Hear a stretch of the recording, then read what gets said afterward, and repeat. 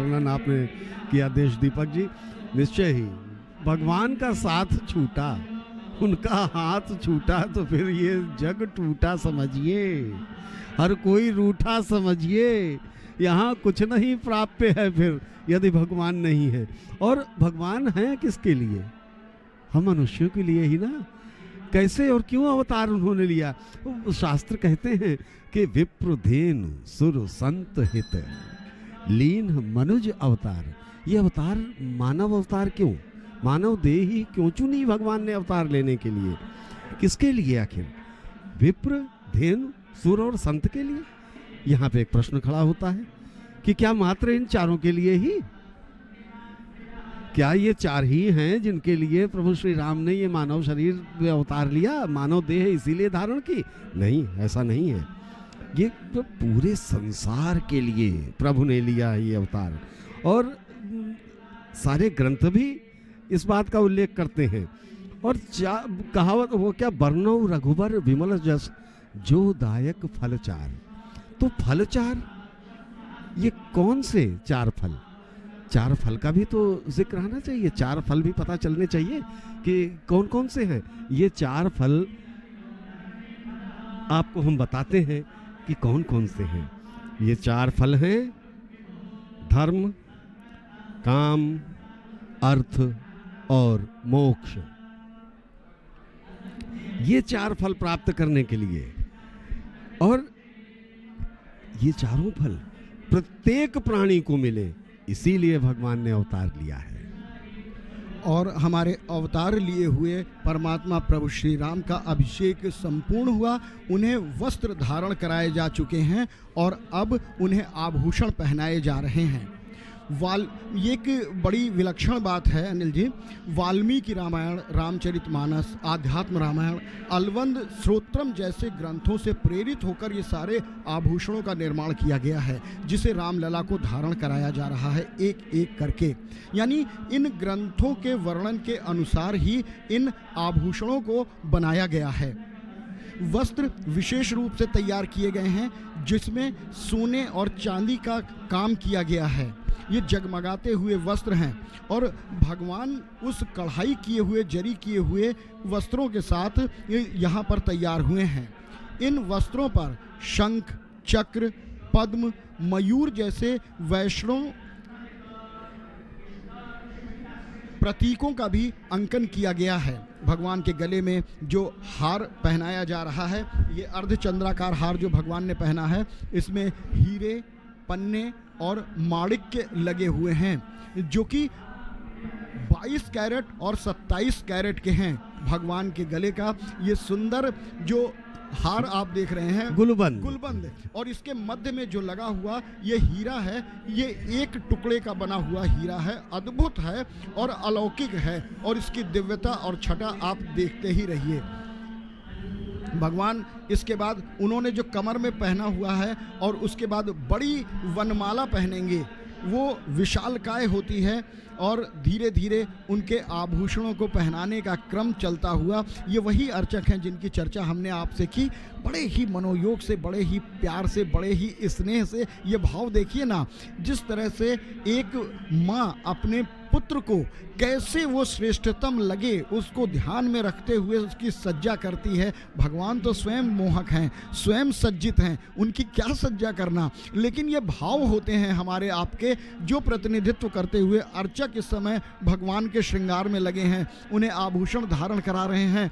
आज एक बार पुनः विशिष्ट अवसर है तो पीले रंग की धोती पहनी है, और ये वो वस्त्र हैं। ये कमरबंद देखिए, जिसे तगड़ी कहते हैं, रत्न जड़ित है। इसमें 5 सुंदर छोटी छोटी घंटियां भी लगी हुई हैं। भगवान ये जो बड़ा हार पहने हुए हैं, इसके मध्य में सूर्य देव का प्रतीक बना हुआ है, और दाहिनी तरफ मोतियों की लड़ियां भी दिखेंगी। ये भगवान धीरे धीरे अपने सभी आभूषणों को धारण कर रहे हैं, और इन आभूषणों में हीरा, पन्ना, बहुमूल्य माणिक्य लगे हुए हैं। भगवान ने वो मंगल तिलक भी धारण कर लिया है जो 16 ग्राम का है और भगवान के माथे पर लग रहा है। इसमें माणिक और हीरे जड़े हुए हैं और मध्य में एक सुंदर सा एक हीरा लगा हुआ है जो उसकी अलौकिक आभा को द्विगुणित कर रहा है। और अब भगवान के मुकुट को धारण कराने की तैयारियां आरंभ हो रही हैं। देश दीपक जी, प्रभु के इस रूप के दर्शन कर बस स्मृति हो आ रही हो पंक्तियां कि काम कोट छबे श्याम शरीरा, नील कंज वारिद गंभीरा। ऐसा लग रहा है जैसे जैसे करोड़ों काम देवों की शोभा बस इसी एक विग्रह में तो उतर आई है। ऐसा आकर्षण, ऐसा सम्मोहन, ये आस्था का सौदा है, ये विश्वास का मामला है, इसमें किंचित संदेह नहीं है। ये सरसिज लोचन बाहु विशाला और जटा मुकुट सिर उर बरमाला। अभी ये जो बना हुआ मुकुट दिख रहा है, अभी तो वास्तविक मुकुट सुसज्जित किया जाएगा। और देखिए बस ये मुकुट आ गया आपके सामने। अब इसके इस रूप के दर्शन करके कौन ना निहाल हो जाएगा, कौन ना भाव विभोर हो जाएगा कि कमल सदृश नेत्र और विशाल भुजाओं वाले हैं हमारे प्रभु श्री राम। और भुज प्रलंब कंजारन लोचन श्यामल गात प्रणत भय मोचन। ये भय का मोचन करने वाला दृश्य है।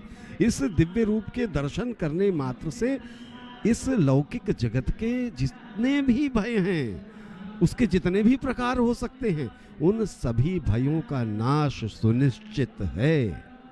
ये दर्शन आहा आनंदित करने वाले दृश्य हैं। ये सारे ही भक्तगण इस समय भाव विभोर होकर के आनंद उठा रहे हैं इन अलौकिक दृश्यों का। जैसे इस धरा पर कहीं कोई और लोग उतर आया हो, कुछ ऐसा ही दृश्य गर्भगृह के अंदर दिखाई पड़ रहा है इस समय का। प्रभु का श्रृंगार अब पूर्णता की ओर है।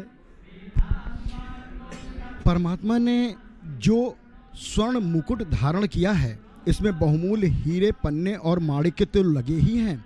इसके मध्य में सूर्य देव का प्रतीक एक लाल रंग का माणिक्य भी स्थापित है और दाहिनी तरफ आप देख रहे हैं मोतियों की लड़ी लटक रही है, 5 मोतियों की। ये बड़ा वाला कंठाहार जो इनके नाभि तक जा रहा है, वो देखिए।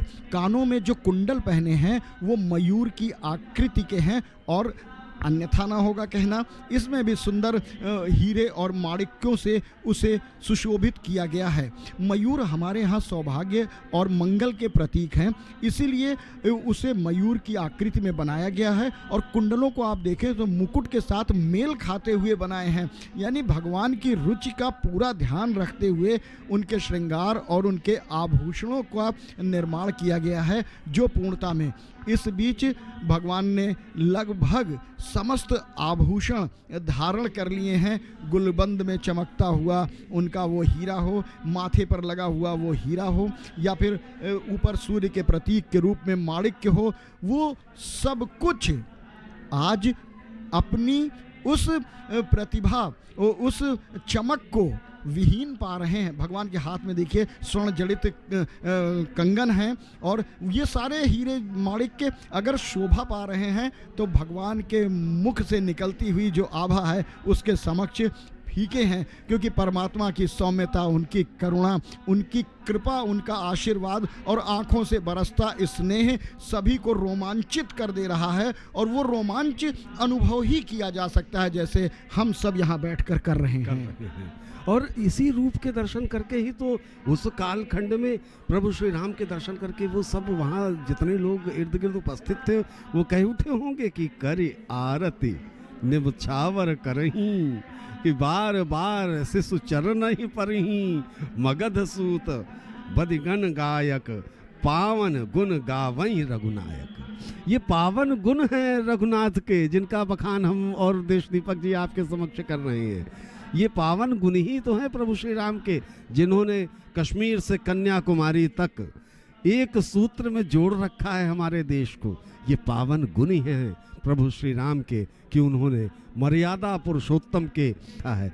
ये पावन गुण ही हैं भगवान श्री राम के, जिनके दर्शन इस विग्रह में हम सब कर रहे हैं। अब पूर्ण सज धज के साथ प्रभु तैयार हैं और पूर्णता की ओर प्रभु का श्रृंगार बढ़ता दिखाई पड़ रहा है। कुछ ही देर में अब हमारे प्रदेश के माननीय मुख्यमंत्री जी का आगमन होने वाला है और उनके आगमन के साथ ही आरती का उपक्रम प्रारंभ होगा। ये सुंदर छवि, ये वो स्वरूप है जो हम सब बार बार देखते हैं और जैसा कि कहते हैं कि तृप्त कर देने की क्षमता सिर्फ और सिर्फ हमारे परमात्मा श्री राम में है। तो वो तृप्ति का एहसास करने के लिए ये सुंदर पुष्पों की माला, जिसमें नारंगी रंग है, पीला रंग है, नीला रंग है, श्वेत रंग है, वो सब कुछ उन्होंने धारण करके अब अपने दिव्यतम रूप में आए। पराकाष्ठा पे है, सर्वोच्च उपक्रम पे है कि आज जिस तरह से वो अपने परमात्मा का साक्षात्कार कर रहे हैं, धन्य हो रहे हैं। उनको लिए किसी शब्दों की आवश्यकता नहीं है। 30-32 सीढ़ियाँ चढ़ते हैं, सिंह द्वार है, सिंह द्वार में प्रवेश करते ही एक गलियारा, जिस मंडप को पार करते ही सामने उनको दर्शन होने लगते हैं और जैसे धीरे धीरे धीरे धीरे बढ़ते हैं, नज़दीक जाते हैं और नज़दीक जाकर एक तृप्ति का एहसास होता है और बाईं तरफ निकास द्वार से निकल जाते हैं। सारे दुख तर जाए, राम तुम्हारे नाम से पत्थर भी तर जाए। दशरथ सुत तो बन गए, जग में ले अवतार, वरना तो श्री राम स्वयं ही जगदाधार। संपूर्ण जगत के जो आधार हैं, संपूर्ण मानवता जिनसे अपने जीवन में वापस उस जीवन संघर्ष में जहां आपको मनुष्यता की, मानवता की उन आदर्शों पर चलते रहना है, क्योंकि भगवान और भालुओं को लाकर सम्मान के साथ बैठाते हैं और परिचय कराते हैं। गुरुदेव ये सब सखा सुनि मन मनोरे, भय समर सागर कहूँ बोरे। अगर यदि आपका राम वनवासी राम की स्थापना करते हैं और ऐसे जैसा कि निवेदन किया कि संपूर्ण विश्व से लोग यहाँ आते हैं, तो वो समूह में आते हैं तो भीड़ में कहीं इधर उधर ना हो जाए, तो एक प्रतीक बांध लेते हैं। इन्होंने शायद नारंगी टोपियों को चुना है, कुछ लोग ध्वज ले लेते हैं, कुछ वस्त्र ले लेते हैं, कुछ अपने पहचान पत्र को गले में, श्रद्धा है वो अपने शायद चरम पर पहुंच जाती है। भगवान श्री राम धारण करते हुए अपना धनुष और बाण